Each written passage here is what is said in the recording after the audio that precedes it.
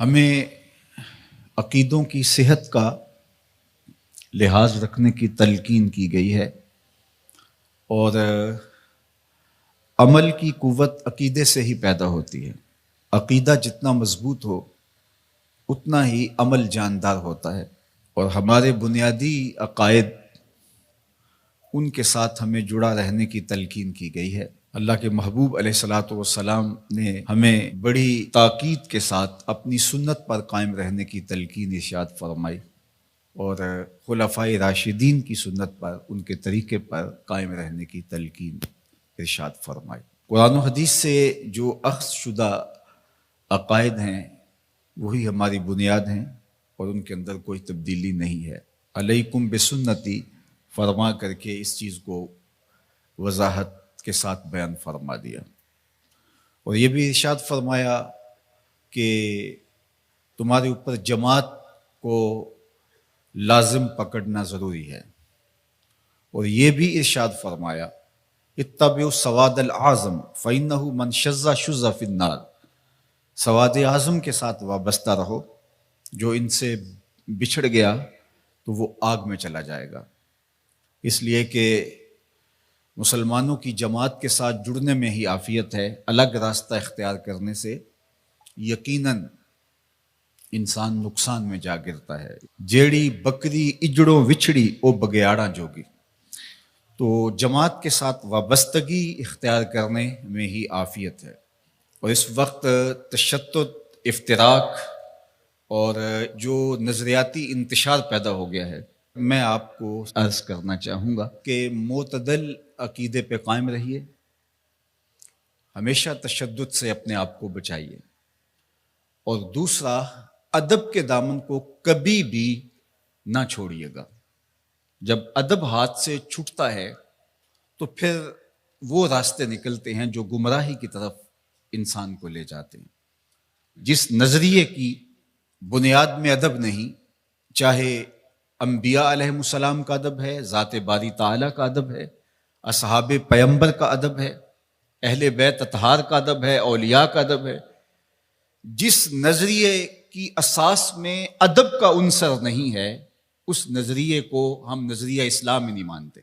تو ادب سے شروع ہو کے عشق تک پہنچنے کا راستہ یہی خیر کا راستہ ہے، اور یہی اعتدال کا راستہ ہے، اور یہی اہل السنہ کا طریق ہے۔ دین سراپا سوختن اندر طلب، انتہائش عشق و آغازش ادب، طلب محبوب میں تڑپنے کا نام دین ہے۔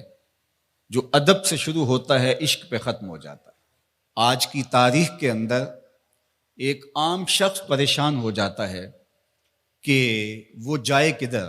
ہر آئے دن ہم کوئی نئی فکر اور نیا فتنہ نشو و نما پاتا ہوا دیکھتے ہیں، تو پھر کس طرح ہم حق کی پہچان اور حق کی معرفت کو اختیار کریں؟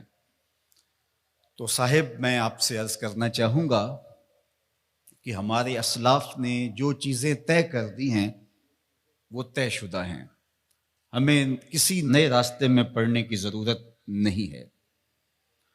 علامہ اقبال علیہ رحمہ نے بہت خوبصورت ہمیں اس حوالے سے رہنمائی کی ہے کہ زجتہاد عالمان کم نظر اقتدا بر رفتگاں محفوظ تر، کم نظر علماء کی اقتدا سے بہتر ہے کہ جو تمہارے اسلاف ہیں ان کے طریق پر تم چلو، چونکہ ان کا طریق صحیح طریق تھا۔ کیوں؟ عقل آبایت ہوس فرسودہ نیست، کار پاکاں از غرض آلودہ نیست۔ ان کے جو نظریات تھے وہ کسی غرض کے تحت نشو و نما نہیں پائے تھے، انہوں نے اپنی خواہش اور اپنی آرزوؤں کی تکمیل کے لیے دلیلیں نہیں ڈھونڈی تھی، بلکہ جو دین تھا اس کے مطابق انہوں نے ہمیں راستہ اور راہ عمل عطا کیا اور عقائد ہمیں دیے۔ ایک بہت بڑا نام امام الحرمین امام ابو المعالی الجوینی رحمۃ اللہ تعالی علیہ، جب ان کا آخری وقت آیا تو اپنے شاگردوں کو اور اپنے پاس جو لوگ بیٹھے تھے ان کو گواہ بنا کے ایک بات کہی، اور کہا کہ میں ایک گہرے سمندر میں پھنس گیا ہوں، اور میں نے اسلام اور اہل اسلام کے علوم کو چھوڑ دیا، اور میں ایسے علوم کی تلاش میں سرگرداں رہا جن سے مجھے منع کیا گیا ہے، اور اگر اللہ کی رحمت میری یاوری نہیں کرتی تو میں سب سے زیادہ اللہ کی رحمت سے دور ہونے والے لوگوں میں شامل ہو گیا ہوں۔ اور اب میری آخری سانسیں چل رہی ہیں، تھوڑی دیر کے بعد میں تم کو الوداع کہہ دوں گا۔ تو امام الحرمین امام جوینی نے کہا کہ تم سب گواہ بن جاؤ، میں اپنی بوڑھی ماں اور نیشا پور کی بوڑھی عورتوں کے دین پہ اپنی جان دے رہا ہوں۔ میرا وہی عقیدہ ہے جو نیشا پور کی بوڑھی عورتوں کا ہے، میرا وہی عقیدہ ہے جو میری بوڑھی ماں کا عقیدہ ہے۔ عقل آبایت ہوس فرسودہ نیست، کار پاکاں از غرض آلودہ نیست۔ تمہارے آبا و اجداد کی عقل ہوس سے پاک تھی، اور غرض اور لالچ کی بنیاد پر انہوں نے عقیدوں کا کاروبار نہیں کیا، بلکہ ان کا وہی عقیدہ تھا جو شریعت کے ماخذ سے پھوٹتا ہوا دکھائی دیتا ہے۔ تو آج میں بھی اپنی بوڑھی ماں کے عقیدے کا اظہار کرنا چاہتا ہوں، اس ماں کو جس نے لوریاں دیتے ہوئے مجھے عقیدہ پڑھایا تھا کہ میں صدقے پاک محمد تو جڑا نانا حسن حسین دائے، تو ہم اسی عقیدے کے ساتھ کھڑے ہیں۔ میں 94 برس کے اس بوڑھے باپ کے عقیدے کا اظہار کر رہا ہوں کہ جس نے ہمیں لوریاں دیتے ہوئے یہ عقیدہ دیا تھا، ملدا نہیں محمد ورگا ساری وچ خدائی، اس تصویر نورانی وچوں غیراں رمز نہیں پائی۔ تو ہمارا عقیدہ ہمارے اسلاف کا عقیدہ ہے، صحابہ کے حوالے سے ہو، اہل بیت کے حوالے سے ہو۔ تو آئیے اس زمانے کے اندر ہم اپنے اس عقیدے کا اظہار کرتے ہیں کہ ہم صحابہ کے در کے بھی غلام ہیں اور اہل بیت کی چوکٹ کے بھی نوکر ہیں۔